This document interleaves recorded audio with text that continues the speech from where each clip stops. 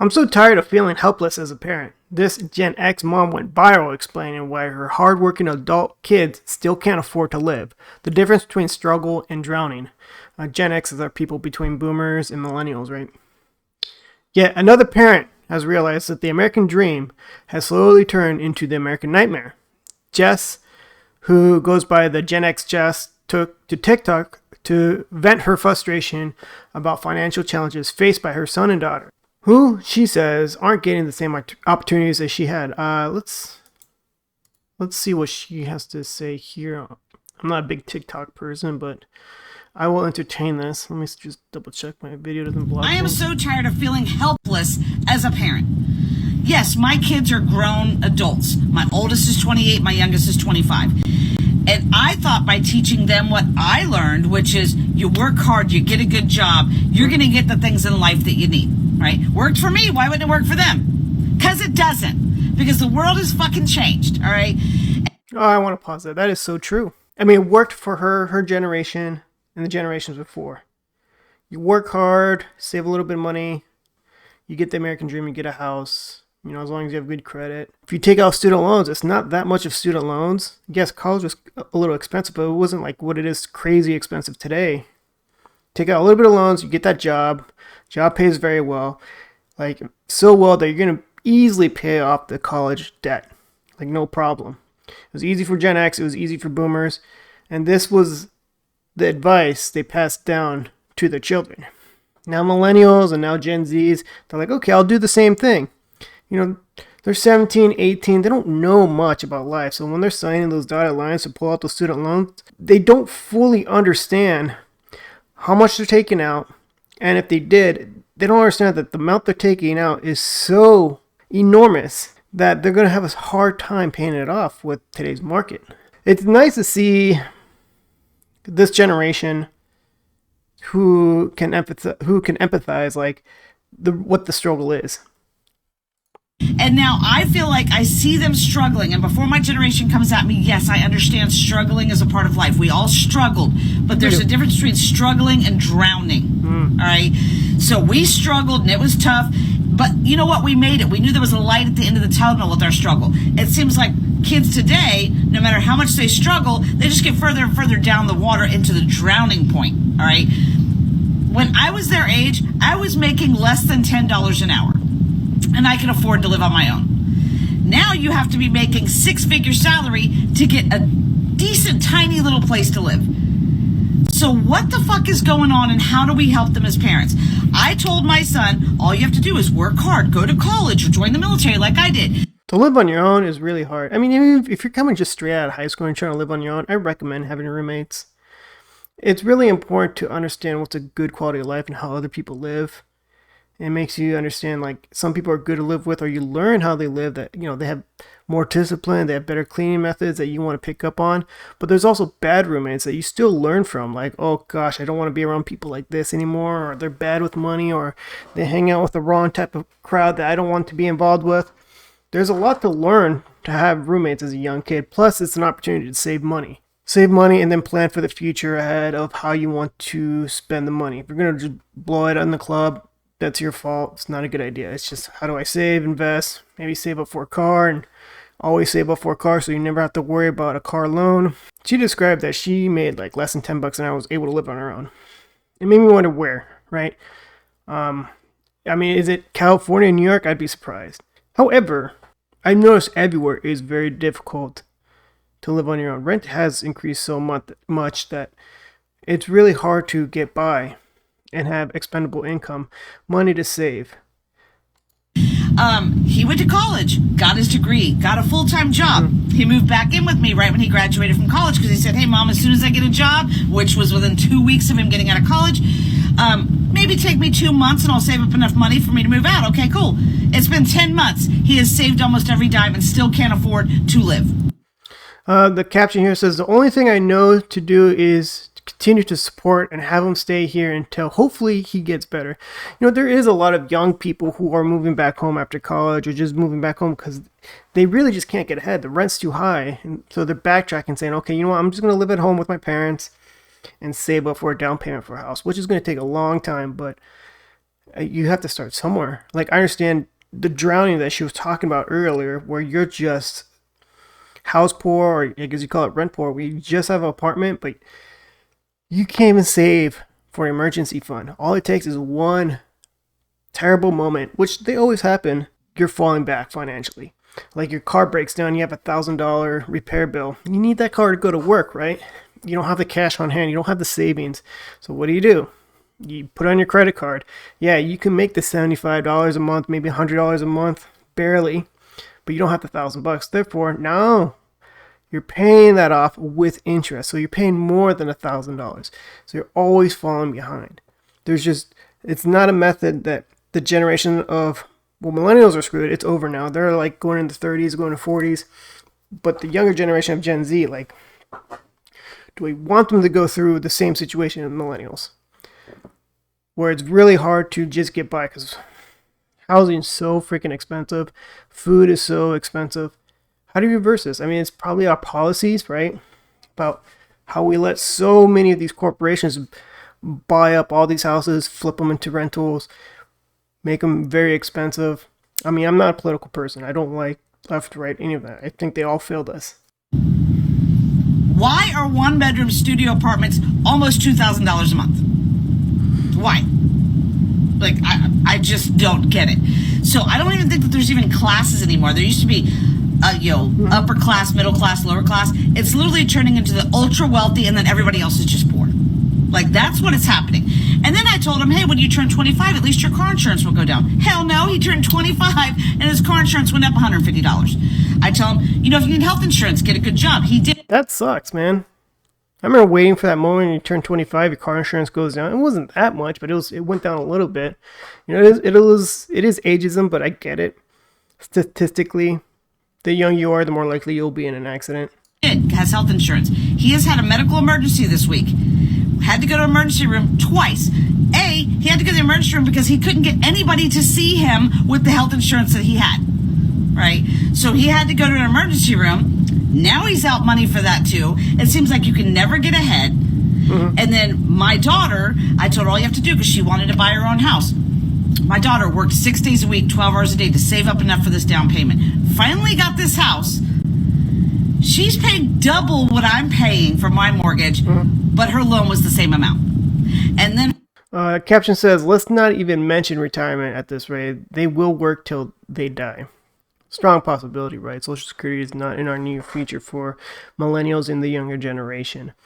If the mortgage is the same amount as her, I mean, what she pulled, I'm not saying the house costs the same, but the mortgage, but paying double is okay, interest rates were higher than it was for, I guess, this Gen Z, where they lived on low interest rates at the time. Now interest rates have gone up and prices of houses gone up. And nothing's really cracked. Yes, they say inflation's going down and 2025 will finally hit the 2% mark, but it does not recover the expenses of how expensive things have gone. The past 5 years, it was not a steady 2% each year. It's just like boom, 10 plus 5 plus 4 plus 3, and then we're back to steady. So what was the totality of all that inflation? It skyrocketed, and of course, wages are not catching up. So if you're someone who is like an ultra elite, benefited from that, way head start while everyone else is suffering, and it sucks. Just like everyone else on the internet, whatnot, we see the problem, but we don't know how to fix it, right? It's that we can get into politics, change these methods, but politics is so dirty. It doesn't matter if you're Republican or Democrat. You still have to go in, fundraise, please people. When you finally get into office, you have to please the people who got you into office before you can please the people. There is a difference between making money and greed. Making money is okay, an honest living, and especially if you get rich out of it. Greed, on the other hand, basically means in order for you to gain money, you have to screw other people over. That is not good, but it's getting out of control in our society, and we're just letting it. Her mortgage company, after she's already moved in, said, oh, by the way, we forgot to tell you that you need this type of coverage, which we forgot in the beginning. That's an extra $200 you've been paying a month. And all they see when they come home is they watch social media, kids their age on lavish vacations with all this money and nothing to do, all these social media influencers, because we value those types of things over hard workers. We will pay them $10,000, but you work 40 hours a week, you can't afford it. What was that last bit? Hold on. An extra $200, right? It could be the PMI, right? Private mortgage insurance. I mean, I'm just speculating. It could be that, right? And that's something that's not really discussed. And that's if you get PMI if you're putting in less than 20% down. That's the only coverage I could think of when you're purchasing a house. I mean, I recently purchased a house, so I know these dotted things. An extra $200 a month on top of the mortgage, I think that's what it is. If it's not property taxes, if it's not homeowner insurance, if it's not the principal and interest, what else could it be, really? Our generation and younger generation, all we see is people on social media having lavish lifestyles. Yeah, it does bring it down. But keep in mind, most of those people are faking it, right? They're faking the lavish lifestyle. They're probably at their rich uncle's house saying, this is mine. Or they walked into some rich neighborhood saying, this is what I got. They probably rented an expensive car saying, check me out. It's all fake. Don't believe anything you see on social media. You really, really, really have to take things with a grain of salt. Asking the question, is it BS when you see something on social media? Highly recommend it. But I don't want to get carried away with social media and whatnot. The whole point of this is the system is broken. It is. It's not the way boomers and Gen X went through. How they went from after high school, they could have got a blue collar job, move up, did pretty well. It's enough to get a house, start a family. Or if you want to just accelerate a little bit more, go to college, pull out a little loan, you're able to pay it off. Maybe you can pay it off while you work part-time. Some of my aunts and uncles did that. And then they had the degree and then they just took off. Now it's just so saddled with debt. We're getting to the point where it's back what it used to be with college, that only the ultra rich elites can go because their family can't afford the high costs of college, or the very gifted who got scholarships and were able to get through scholarship 100% with scholarships.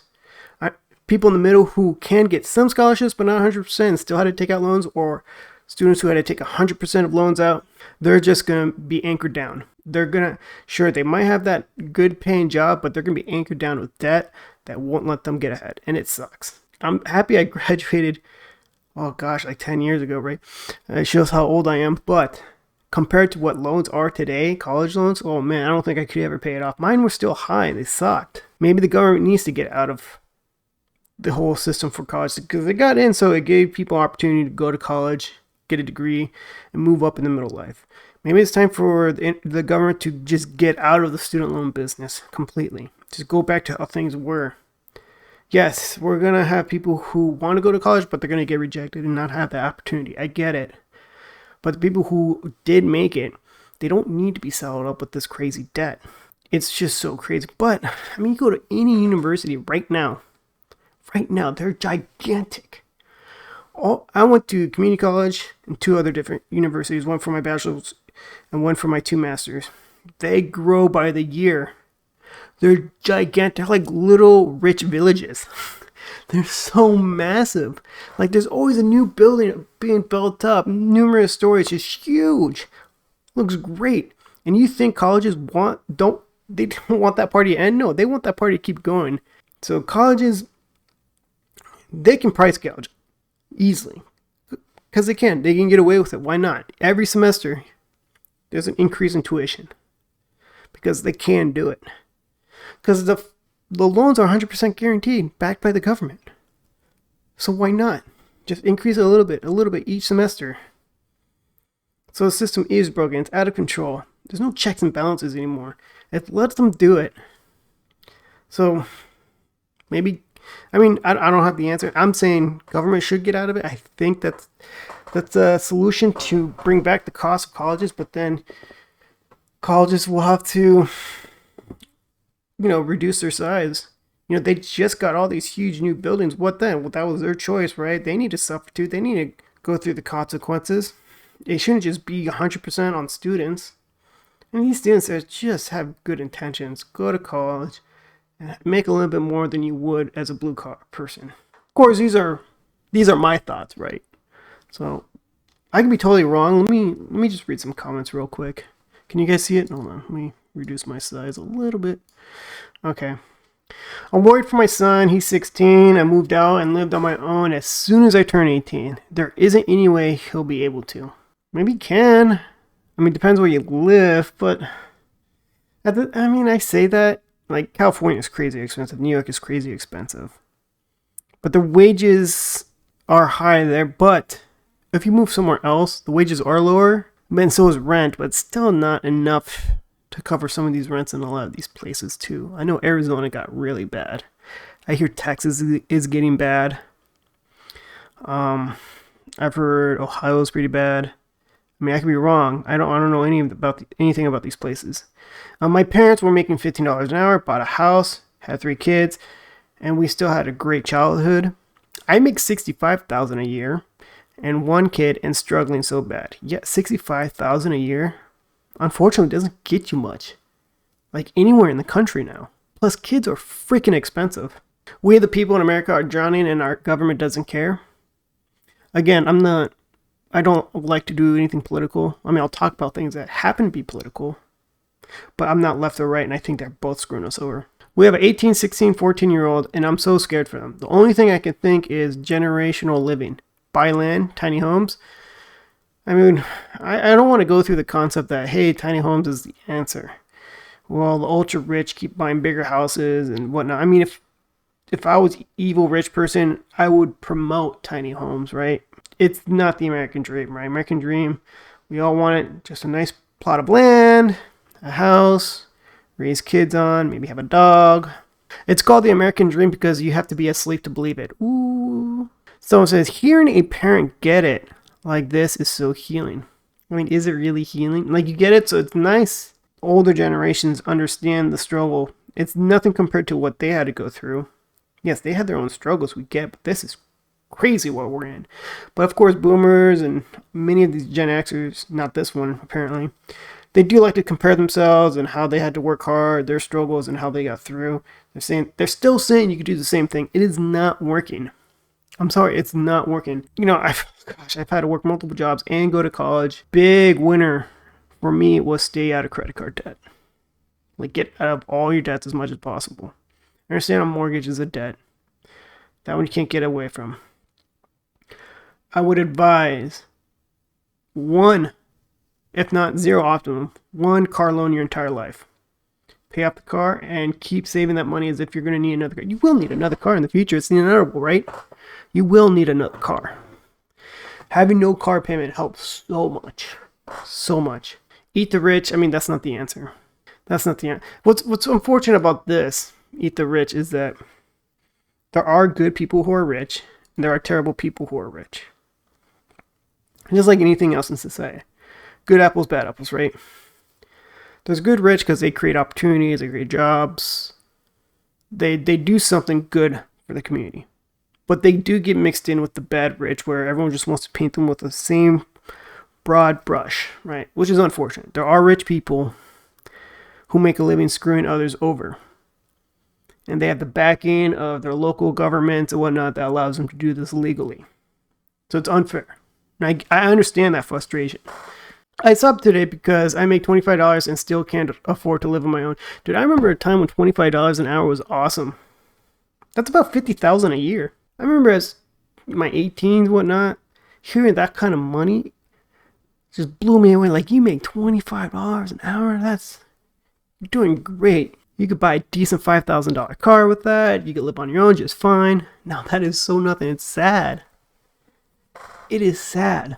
Wages have not kept up with the cost of everything. I mean, this statement, we hear this type of statement for years, right? Even before this inflation, we've heard this for years. Who wants the party to end if you're someone who can get rich, but at the expense of others to be poorer? I mean, those people, they're greedy and they'll do everything they can to keep that party going, to keep getting richer. There's going to be no policy that's going to change. Because even politicians do this. Both your Republicans and Democrats, it doesn't matter. We are all one paycheck away from being homeless or in a financial crisis. This is very true for a lot of people.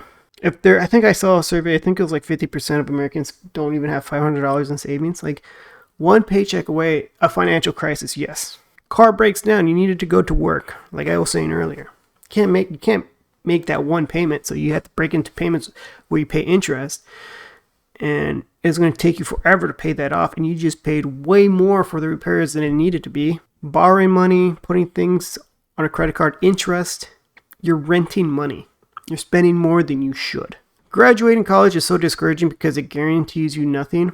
No, you're guaranteed nothing, but you have something no one can take away from you. If you graduate college without any student loan debt, you're solid.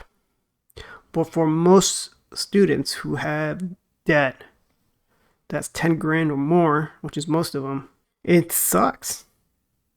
You're not going to get a house anytime soon, really. You feel so far behind. And it's the one thing that discourages people, that enormous amount of debt and the wages don't catch up, that they don't want to start a family.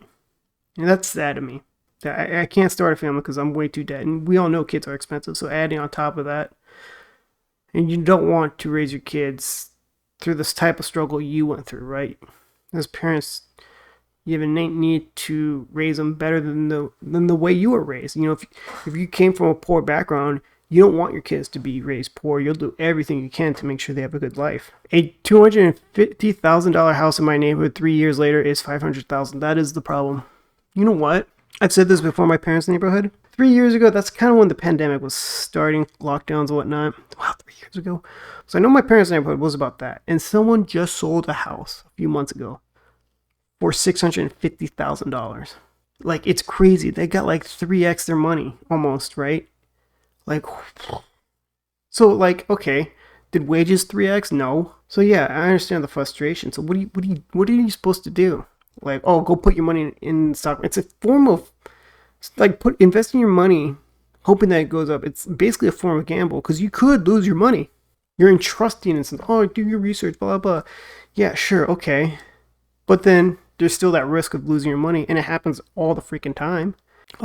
This is a way of thought for adults now. Instead of a college fund, like the boomers and Gen X have done, maybe start a house fund for your kids. That's a strong possibility now. That might be the new train of thought. Like, yeah, a kid might go to college and, you know, they might pull up debt. Because college is almost guaranteed to get in now at this point. It's not hard to get into college anymore. The college you want to get in might be difficult, but to get into a university and get your degree, it's very possible. Now, you'll rack up the loans and all this unfortunateness, but if you have a house, save up for a house fund, that's a strong possibility. That might be the new thing. These are the real problems I want to hear politicians talking about. You know, they do talk about it, but they don't do anything about it. And the only time they do something about it is that they know it's going to lose, but they could say, well, I made the attempt, please re-elect me. And then they continue, they carrot stick us all the time. But, oh, we're going to do this. Oh, and then when they get into office and they're returning the favors and they're having a better life with all the under the table deals with their speech fees and whatnot, they can't get the things they promised the American people, but they were able to do everything they promised for their big donors. I mean, that's the game, right? They have to please their big donors first so they can get reelected, and then lie to everyone else.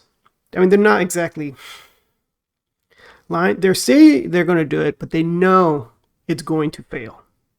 But they can always come back and say, well, I made the attempt.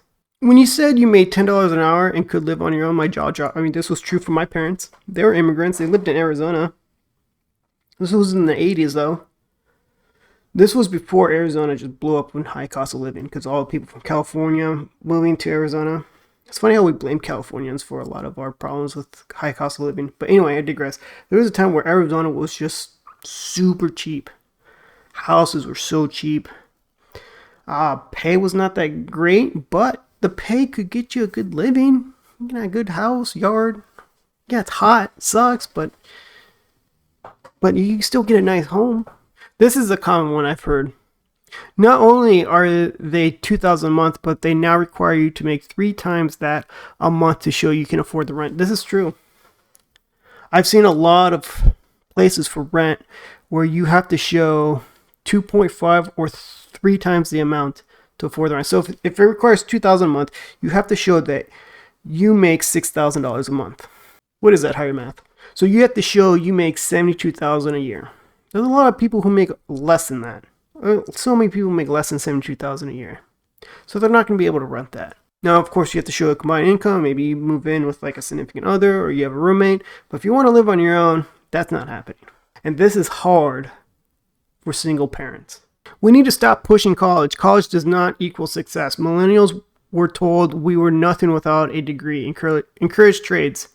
I believe like half of this. I think we just need to stop encouraging college altogether. Just encourage, what do you want to do? This is what you want to do? Okay, it's going to require these skills. Some of those skills might require a college degree. Some of those skills might require a trade, or none of those at all. This is why my 27-year-old still lives with me. Neither one of us can afford to be on our own. I mean, it's very true. We're going to get to a point where we're going to have generations living in the same household. Up to 3 generations living in the same household. I mean, it's happening in Hawaii. Hawaii isn't a very expensive place to live at. It's very, very common to have 3 generations living under the same roof. Your grandparents, you and your significant other, your kids, who are adults by now, and they still can't live on their own. And in addition, you're still going to see Fox News commentators telling people how they suck at this. Work harder, which is not true. Working harder is not going to get you rich. It's working smarter, figuring out better plans, better moves. But not everyone sees that, right? But they're still going to criticize you and saying that's not the problem. Okay, now we don't have to look at it anymore. None of these comments are just in disagreement. I was kind of looking forward to that, but I don't see any, because I kind of want to just change my thought pattern. Not in a way of like Fox News, who I was just criticizing, but maybe there's something that is like of a critical thought, because Fox News is not really capable of it, that shows, hey, this is the right path that kids need to do. I mean, there was one that says college is not the way, right? That shouldn't be step one. Step one should be, what do you want to do? Okay, that's what you want to do. It's going to require this, that, or this. And college might be one of those steps. The enemy is corporations, not influencers. This is the big change in our society, is that social media is so big, and you have influencers. And corporations are willing to spend thousands of dollars to these influencers with their brand and say, here's your brand, here's our brand, please post it on your social media. They post it on their social media, and then people who scroll through social media look at it. They're influenced by these influencers. They buy the same thing that they have. My girlfriend, she has a pretty big social media where she gets free stuff all the time, and she posts it on social media, and then it generates revenue for those companies. It makes sense for small companies to do that if they're trying to grow, because a lot of them are small companies. But it's just, the system is different. It's, gosh, if you want to get by, you got to be a social media influencer, or maybe an OnlyFans influencer. Who freaking knows?